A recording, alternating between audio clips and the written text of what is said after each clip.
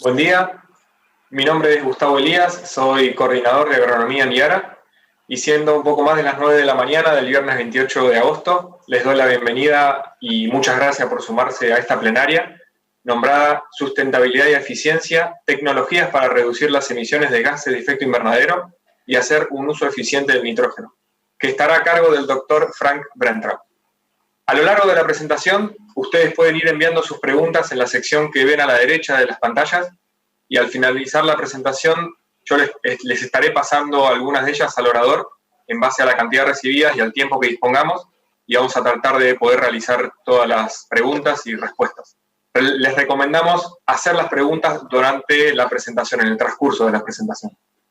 Recuerden también que en el menú superior de la página principal del Congreso hay una sección llamada Asistentes, donde podrán buscar a los distintos oradores y a través de esa sección poder chatear o incluso programar reuniones con ellos.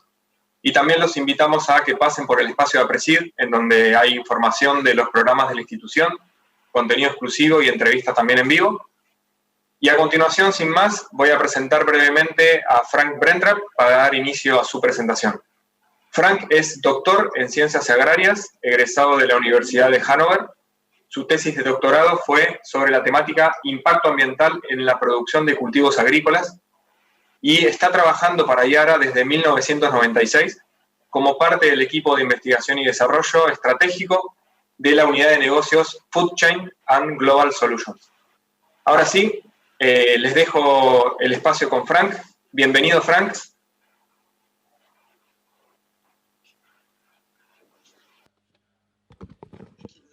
Muchas gracias, Gustavo.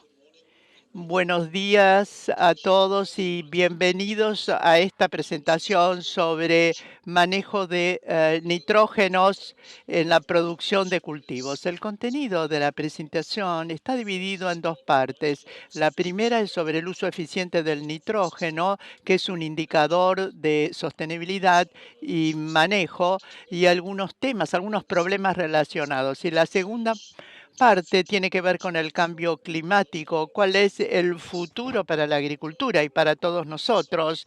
También me voy a referir a algunos puntos en la segunda parte de mi presentación. Voy a comenzar a hablar del uso eficiente de nitrógeno, cómo hacemos el manejo de nitrógeno. Y quisiera comenzar por una descripción muy básica de lo que significa el uso eficiente de nitrógeno, porque puede definirse de distintas maneras, pero en este contexto definimos la eficiencia del uso de nitrógeno. Es la eficiencia del nitrógeno que se aplica, que luego es extraído o absorbido por el cultivo. Nosotros agregamos el nitrógeno como fertilizante, como un nutriente natural, y luego se fija el nitrógeno y luego es extraído o es removido el nitrógeno por parte del cultivo o también del rastrojo. Cuanto mejor es la eficiencia en el uso de nitrógeno, más beneficios tiene el productor y, por supuesto, el ambiente, el medio ambiente, pero no es tan sencillo, es un poco más complicado. En Europa hay un grupo principalmente de científicos, pero que también incluye participantes de la industria y de las políticas, que se llama el Panel de Expertos en Nitrógeno de Europa. El uso eficiente de nitrógeno se ha definido justamente y ha sido visto como un indicador muy importante para el manejo eficiente del fertilizante nitrógeno. Esto es importante porque la dosis de fertilizantes solo no es criterio para determinar la eficiencia. Si tenemos una dosis alta de nitrógeno que produce un rinde alto y una remoción alta, puede ser tan eficiente como una dosis cero y un rinde cero. Así que nosotros no tenemos que, los productores no tienen que pensar solo en el insumo nitrógeno, tienen que optimizar el equilibrio entre el insumo y el producto, en lo que pone y en lo que saca. Para poder tener un buen manejo de nitrógeno, tenemos que tener en cuenta tres dimensiones siguientes. En primer lugar, la producción de nitrógeno, que es en relación al insumo. Este sería un indicador como el que hablé antes, un indicador de eficiencia. Luego tiene que haber un objetivo de rendimiento. Y tenemos que proponernos alcanzar ese objetivo de rendimiento, que también se puede expresar en el rendimiento de nitrógeno. Eso sería la productividad. Y en último lugar, pero no menos importante, es el balance de nitrógeno, que está ilustrado por el excedente de nitrógeno, es decir, la cantidad absoluta de nitrógeno que ha sido aplicado, pero no ha sido extraído o absorbido por el cultivo. Esto sería en términos de impacto ambiental. Nosotros hemos convertido estas ideas, estos conceptos gráficamente en esta ilustración. En este gráfico,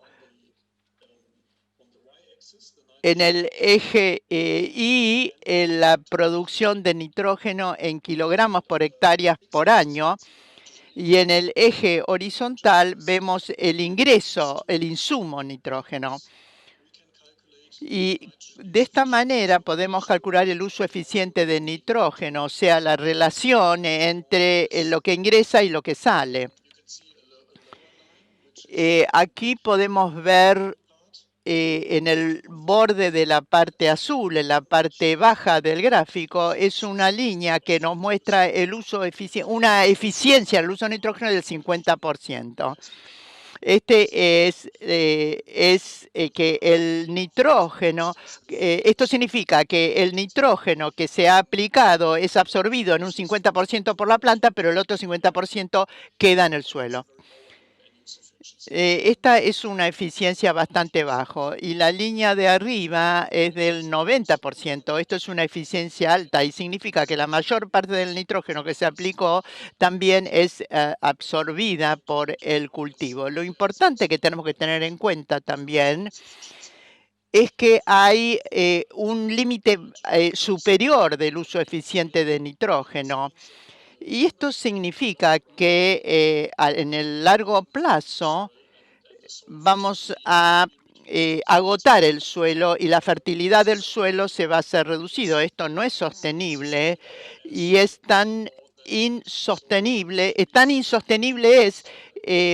igual de insostenible que aplicar más de lo que se necesita.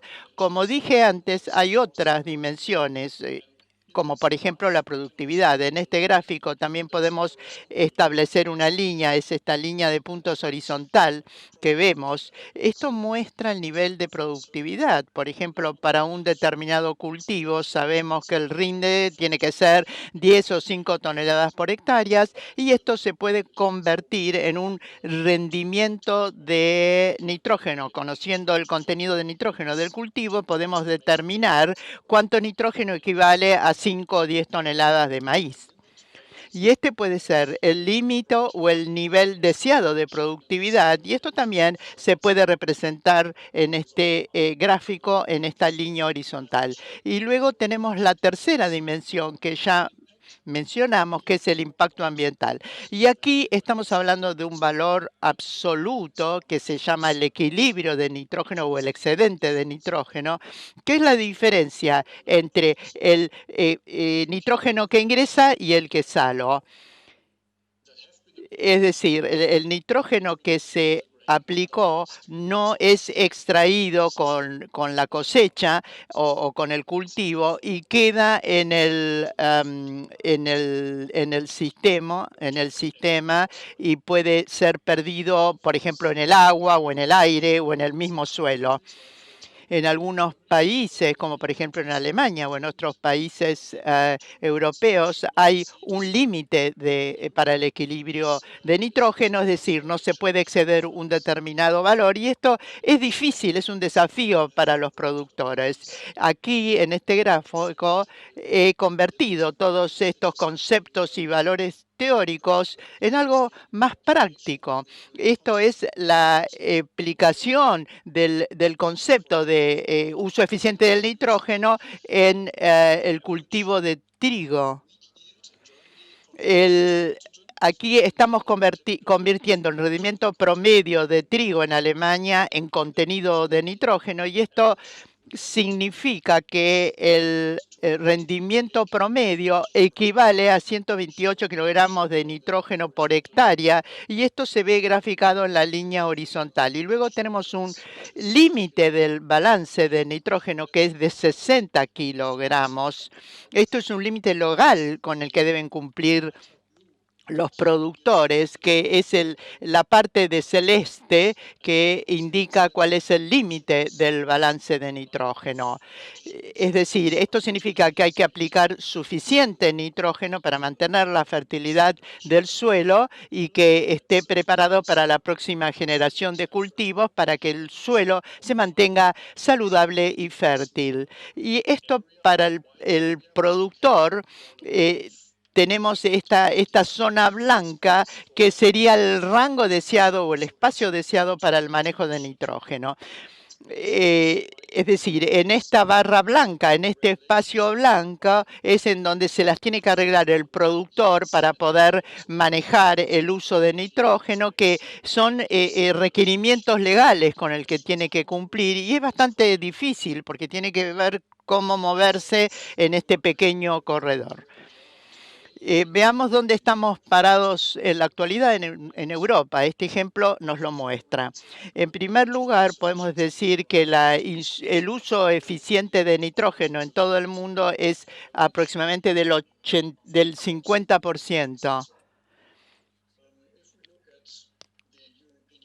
Si vemos lo que ocurre en la Unión Europea con todas sus normas sobre eficiencia, esto tiene que ver con la formación de políticas, y por razones económicas el promedio es mayor que el promedio mundial, es más del 60%. Si cuando vemos los ensayos o cuando hacemos pruebas para medir cómo funcionan los sistemas de fertilizantes, y todo funciona perfecto, como la protección de cultivos y todo esto, podemos llegar a alcanzar un valor que ve más del 80% y casi el 90%, pero esto es en un ensayo simplemente. Entonces, tenemos que ver cómo podemos acercar la realidad a esos valores de los ensayos. Tenemos que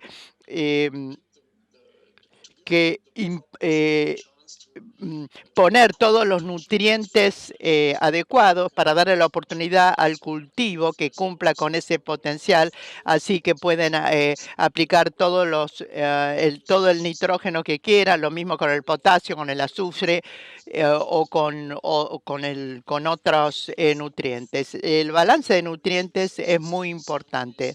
En algunos países, en algunas regiones y sistemas, tienen sus características propias, entonces es importante poner fertilizantes orgánicos como el estiércol, por ejemplo,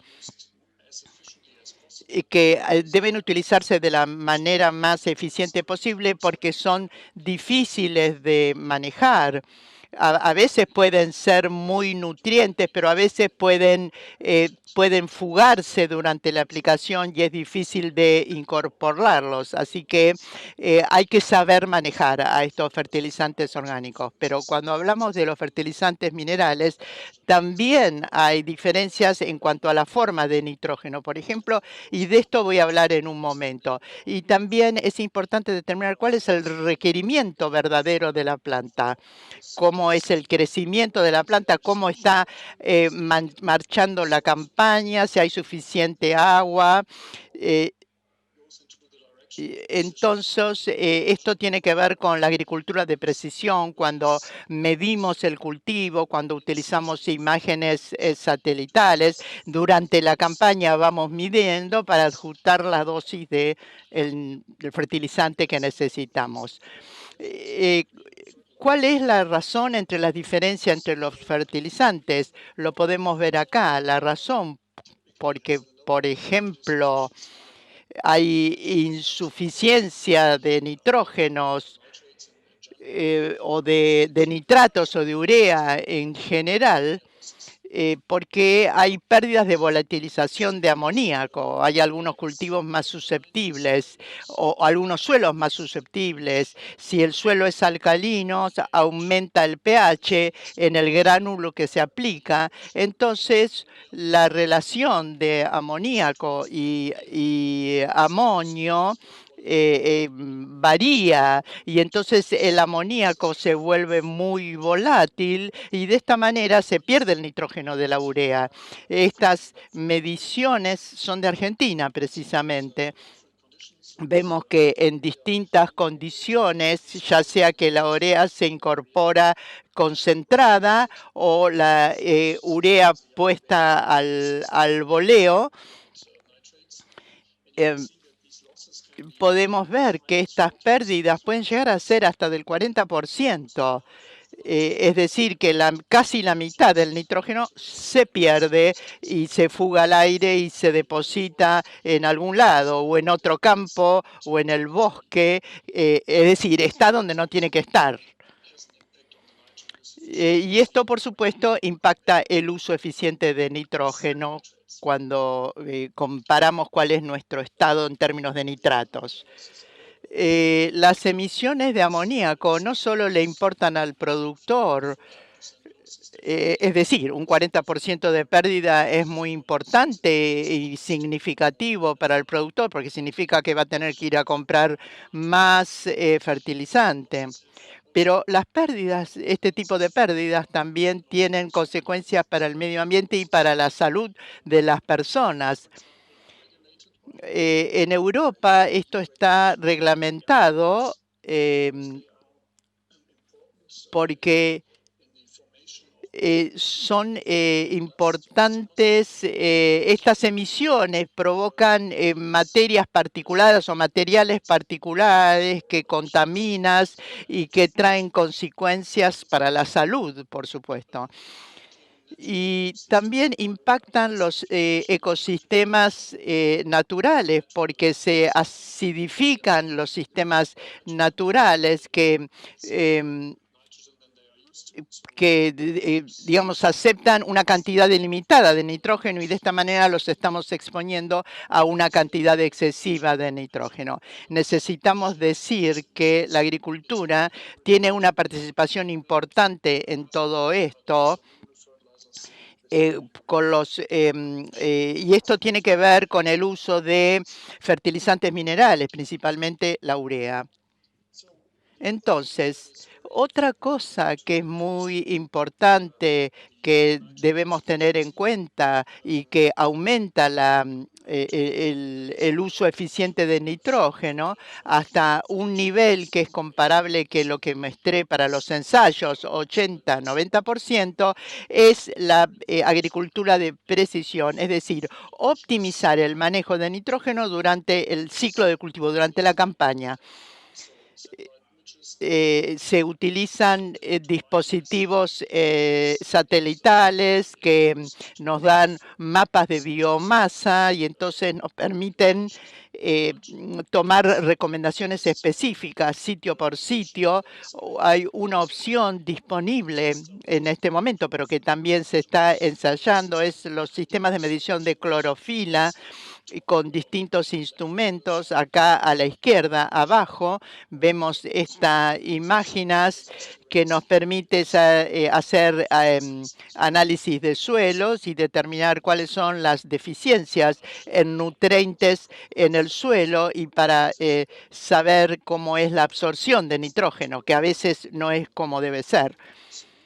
Estos son soluciones para los cultivos, es decir, nos permiten encontrar a nosotros soluciones basadas en la información que nos dan estos instrumentos y nos van a permitir tomar decisiones con respecto a ajustar las dosis a las necesidades específicas de cada cultivo. Y aquí pueden ver dos ejemplos de maíz y otros cereales donde todo este conocimiento y la información de las diferentes herramientas se transforma en un programa de cultivo y en recomendaciones de uso de fertilizantes. Y ahora quisiera pasar a la segunda parte de mi presentación y voy a hablar de cambio climático y emisiones de gases de efecto invernadero y quisiera empezar dándoles este panorama de emisiones globales y cuáles son las fuentes de emisiones. Los datos ya tienen cierto tiempo, son de 2010, deberían ser actualizados, pero por lo menos desde el punto de IPCC no hay demasiada información. La FAO ofrece ciertos datos y los están actualizando en este momento, pero las cosas no cambiaron demasiado, honestamente, por lo menos a nivel global. Aquí pueden ver que 20-25%, según las fuentes, de las emisiones tienen que ver con la agricultura y el uso del suelo. Y si analizamos estas emisiones en detalle, podemos ver que la parte agrícola representa el 10%, y después tenemos ganadería y emisiones provenientes del estiércol. También tenemos hablando de arroz y diversos usos orgánicos del suelo y gestión de residuos como las principales fuentes de emisión de carbono, de CO2. Hablando de uso del suelo y agricultura, vemos el cambio en la cubierta del suelo, básicamente debido a la deforestación. Las selvas y bosques se transformaron en tierra cultivable y esto lleva a la pérdida de carbono y esto representa el 11,2% que ven aquí. Podemos ver entonces que la agricultura tiene una participación importante en las emisiones y por eso se está hablando tanto sobre los acuerdos de París y todos estos asuntos políticos relacionados. ¿Qué debemos hacer entonces en una empresa de fertilizantes como Yara? La idea es poder medir y ayudar a resolver este tema de emisiones de gases de efecto invernadero. Calculamos la huella de carbono, las emisiones de estos gases de todos nuestros productos. Es lo primero que hacemos en Yara. Tenemos un cierto límite con respecto a estos cálculos. Incluimos todas las materias primas, la energía que utilizamos, los minerales provenientes de los depósitos, de la minería y también los procesos de producción de estas fábricas. Todo eso se incluye en el cálculo. Pero también vamos un poco más allá. Consideramos el uso de nuestros productos hasta el momento de la cosecha. Aquí cambia el alcance. Ambos componentes son importantes en este cálculo, como vamos a ver ahora. Cuando hablamos de los cultivos y la huella de carbono de los cultivos, de maíz u otros granos, podemos ver que las emisiones de la producción de fertilizantes y en relación al uso de fertilizantes son fuentes importantes de producción de carbono. Aquí lo vemos en este gráfico, donde vemos la huella de carbono de una tonelada de maíz, medir en kilogramos equivalentes de CO2, y aquí vemos la parte del suelo, la parte verde es el uso del fertilizante y la parte azul es la producción de fertilizantes minerales y básicamente fertilizantes en base a nitrógeno. ¿Qué podemos hacer acá? Hablemos de la producción primero. Hemos invertido en tecnologías para mejorar la eficiencia energética en la producción de fertilizantes y también en el control de emisiones. Y esto lo vamos a ver en la próxima diapositiva. En la parte de producción de nitratos y fertilizantes en base a nitratos, se liberan emisiones que contribuyen al cambio climático. Hablamos del óxido nitroso. En el pasado estas emisiones eran muy altas, siguen siendo importantes en la producción de nitratos fuera de Europa. En Europa,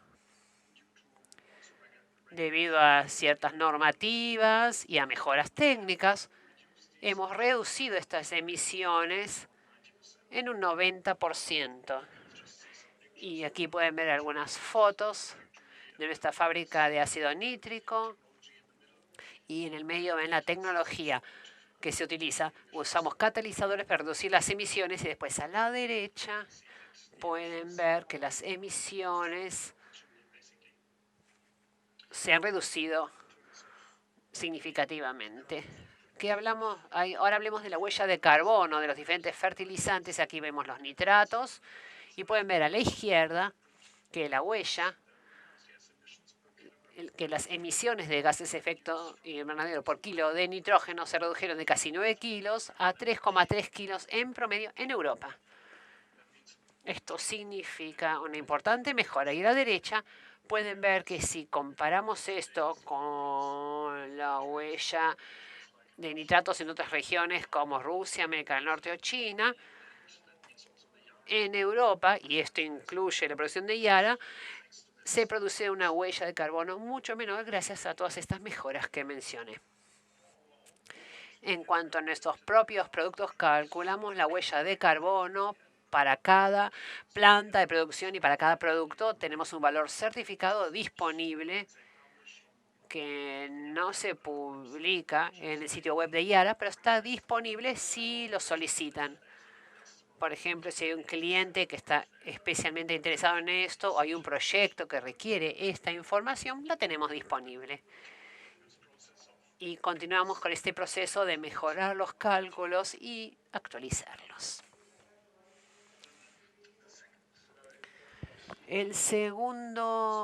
La segunda fuente importante de emisiones desde el punto de vista de las tierras cultivables o los cultivos son las emisiones del suelo. Aquí hablamos de dos procesos microbianos en el suelo que transforman ciertos compuestos de nitrógeno en el suelo. Durante este proceso de conversión, transformando el amonio en nitrato y el nitrato en gas N2, hay un producto intermedio en este proceso, en estos procesos microbianos, y el N2O es volátil y es un gas de efecto invernadero.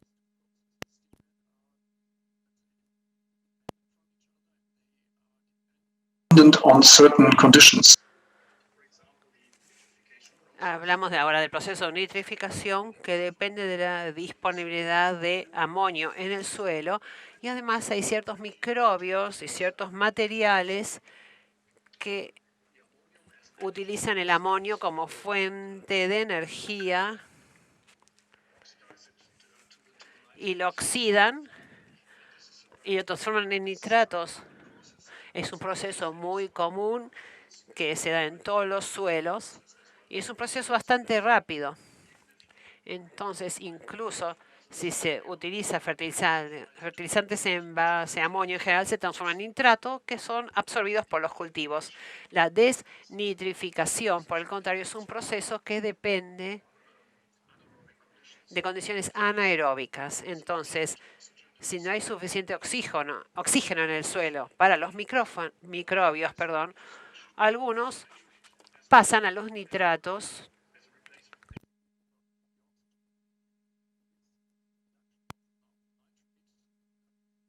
N2O as an intermediate product.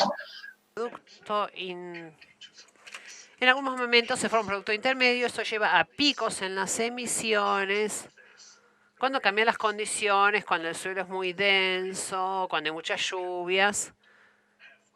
Esto puede tener consecuencias en cuanto a las emisiones.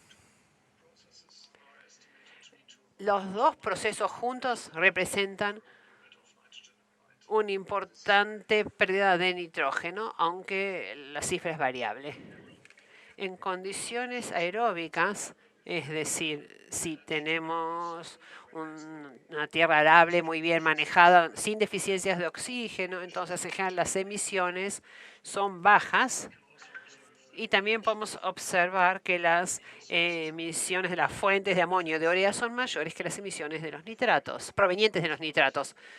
Si una pastura, por ejemplo, tiene un suelo denso y está húmedo, o un pastizal, tiene un suelo denso y no está bien drenado y aireado, en ese caso los nitratos producen emisiones más altas que el amonio o la urea. Entonces depende en cada caso de las condiciones del suelo, cuál es la mejor condición, la mejor clase de nitrógeno cuando hablamos de medición de emisiones. En general recomendamos...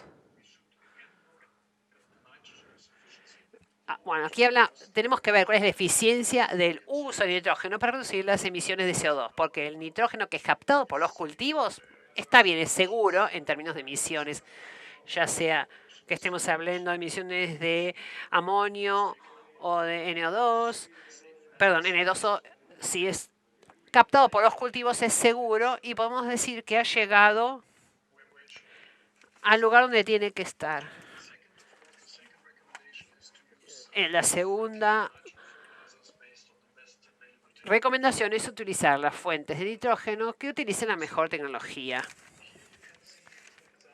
Aquí ven un ejemplo donde comparamos diferentes prácticas en maíz y en café. Y podemos ver en la práctica estándar, las prácticas comunes. Ven que hay una mayor huella de carbono, en primer lugar, porque no se está utilizando la mejor tecnología disponible ni los mejores productos disponibles. Además, también porque hay una menor eficiencia en el uso de nitrógeno. Y a través de una serie de mejoras, en el caso del maíz, se logra una reducción de 20 a 30% en las emisiones. Y en el caso del café se logró una reducción del 16% de las emisiones. Por lo tanto, es posible reducir las emisiones de gases de efecto invernadero. Hicimos estudios similares utilizando una herramienta Cool Farm, una herramienta para calcular las emisiones de gases de efecto invernadero en maíz.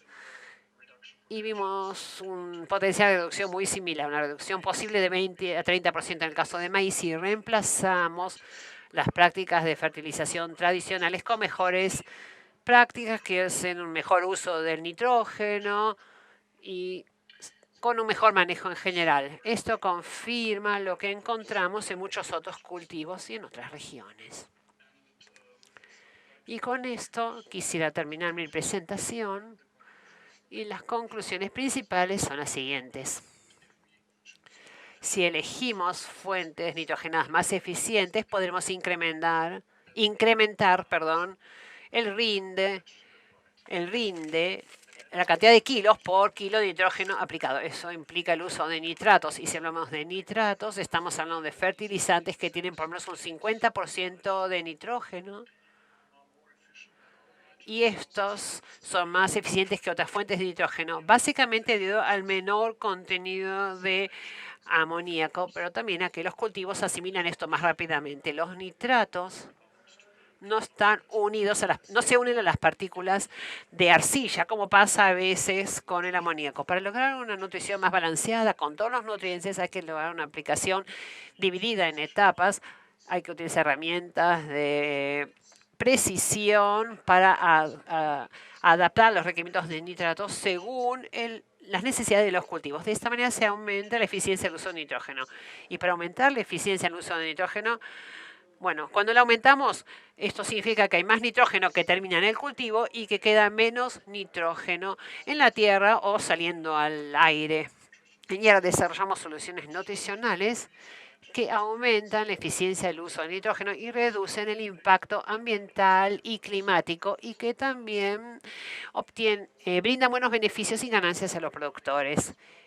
En cuanto a la última parte de mi presentación, quiero decirles que ya logramos reducciones importantes en las emisiones de gases de efecto invernadero, tanto en nuestra producción de fertilizantes y también en el campo, en comparación con otras formas de fertilización, pero sabemos que todavía se puede seguir mejorando, y este es nuestro principal objetivo en las actividades de investigación y desarrollo en IARA. Muchas gracias por su atención y con mucho gusto voy a responder las preguntas que puedan tener. Muchas gracias. Muy clara la presentación. Tenemos la primera pregunta que llegó de la audiencia, que preguntan: ¿dónde se puede acceder a la información sobre el certificado de huella de carbono? Si podrías dar más detalles.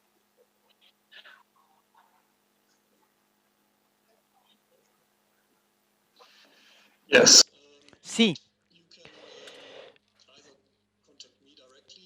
O me pueden contactar a mí directamente, pero el contacto oficial en Yara es nuestro equipo de rescate central también. En este caso, yo recomendaría que me envíen un email,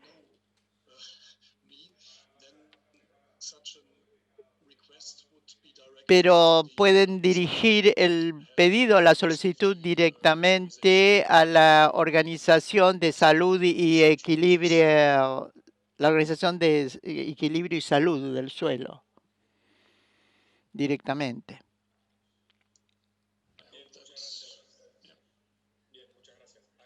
Solo un comentario como parte del equipo de Argentina de Yara, que cualquier consulta que tengan al respecto se pueden contactar con cualquier miembro del equipo de Argentina, que lo vamos a derivar hacia los investigadores o hacia el área que corresponda. Pero bueno, es información que está disponible para quien lo requiera. Después nos llega otra pregunta que está relacionada a las dosis de fertilizantes. Y dice, en comparación con Europa, en Argentina utilizamos dosis de fertilizantes nitrogenados mucho menores, tanto en trigo como en maíz, pero obtenemos rendimientos altos. ¿A qué puede deberse esa tan alta diferencia en dosis?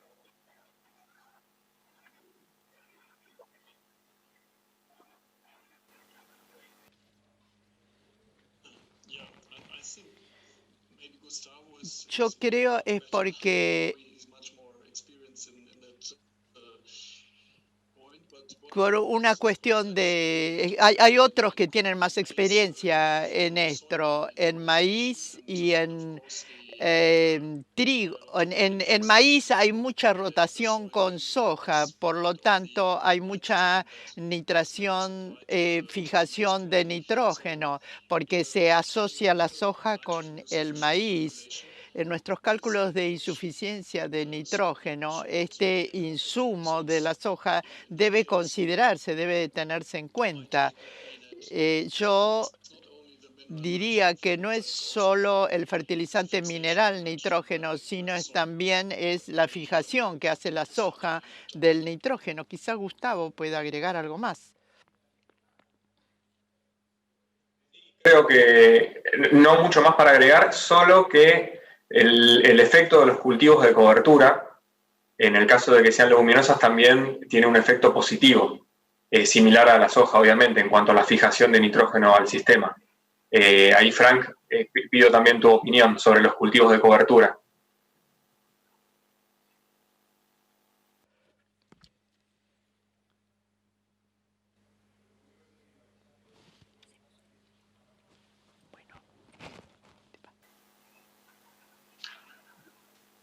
Okay. No, parece que no entiendo. No. Perdón, ¿podría recibir la pregunta? Porque el señor no logró escuchar la traducción. Que en los cultivos de cobertura estamos viendo el mismo efecto sobre la fijación de nitrógeno, al igual que él comentó sobre la soja. ¿Qué opinión tiene sobre estos cultivos de cobertura que fijan nitrógeno?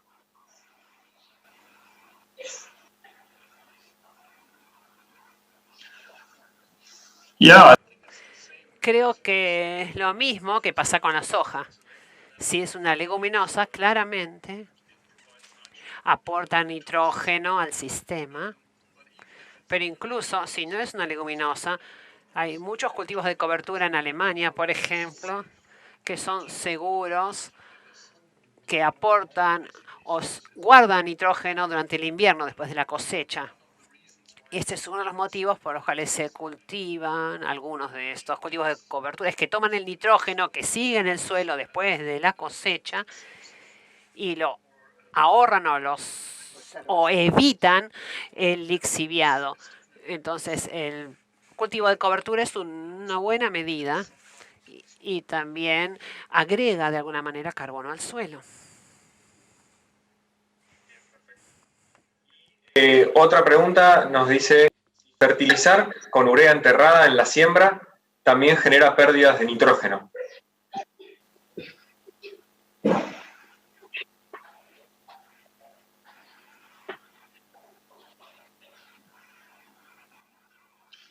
Sorry, can you repeat that question? Gustavo, ¿podrías volver a repetir? Urea incorporada a la siembra también genera pérdidas de nitrógeno.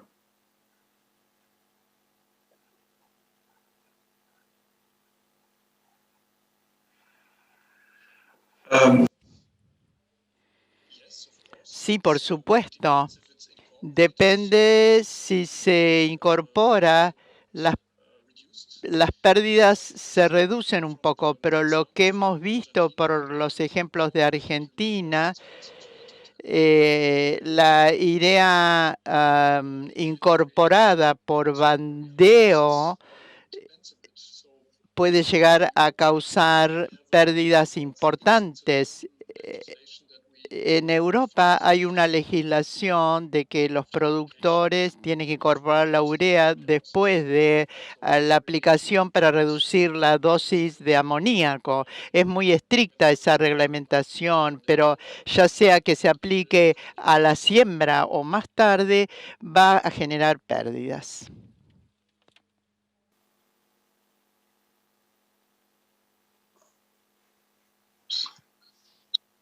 Muy bien. Okay. Bueno, por el momento vamos a tener que ir dando cierre para cumplir con el tiempo y Frank también tiene otra disertación. Así que bueno, les agradecemos enormemente por el tiempo, por el espacio y muchas gracias, Frank, por tu soporte y por tu ayuda. Yes, you're welcome. It was a pleasure. Fue un placer. De nada. Seguir disfrutando del Congreso. Muchas gracias a todos.